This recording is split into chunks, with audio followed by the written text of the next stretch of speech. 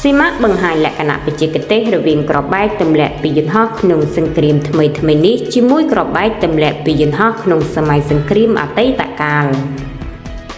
អាយដាមហេងរតនាអគ្គនាយកស៊ីម៉ាក់ CMAC បានឲ្យដឹងនារសៀលថ្ងៃទី29ខែកញ្ញានេះថា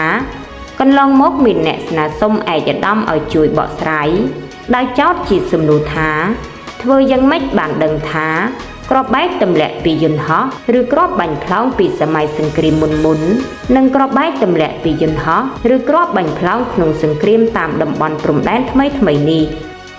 បើតាមចម្លើយខ្លីរបស់អាយដាមបើផ្អែកតាមលក្ខណៈបច្ចេកទេសមានចំណុចវិភាគសំណាក់ជាច្រើនដែលខ្ញុំមិនអាចធ្វើការបកស្រាយលម្អិតក្នុងវេទិកានេះទេនិងសូមលើកយកចំណុចសង្ខេបខ្លីមកបញ្ជាក់ជូនជ្រាបថា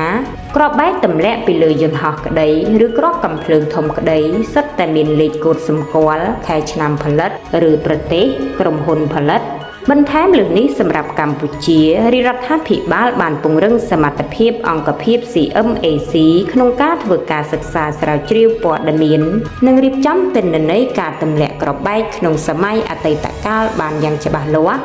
ដោយមានកំណត់ត្រាព័ត៌មានពាក់ព័ន្ធការទម្លាក់ក្របបែកពីយន្តហោះដូចជាកាលបរិច្ឆេទប្រភេទយន្តហោះនិងចំណុចទីតាំងនៃការទម្លាក់ក្របបែកទាំងនោះផងដែរ